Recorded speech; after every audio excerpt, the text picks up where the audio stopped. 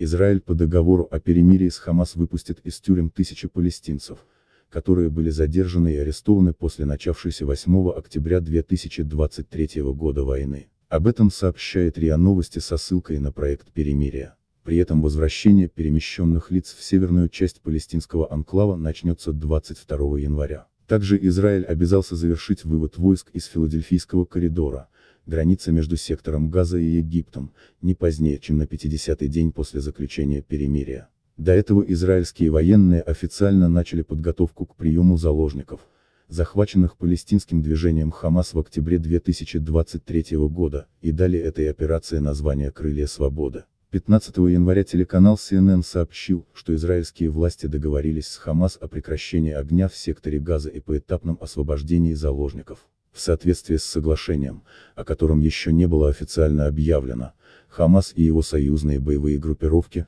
как ожидается, освободят 33 заложника, захваченных в Израиле. Израиль и Хамас достигли соглашения о прекращении огня и освобождении заложников, сообщили CNN и избранный президент США Дональд Трамп.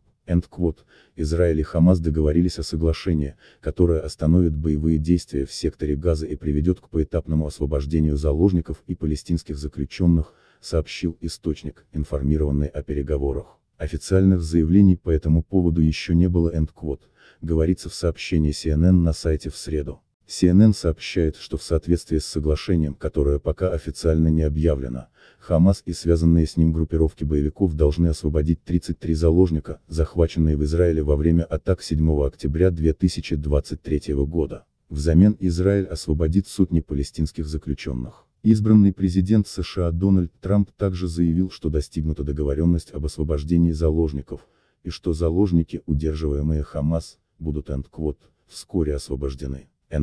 У нас есть соглашение по заложникам на Ближнем Востоке. Их скоро освободят. Спасибо, написал Трамп в Truth Social. Эту информацию подтвердил The Times of Israel, официальный израильский чиновник.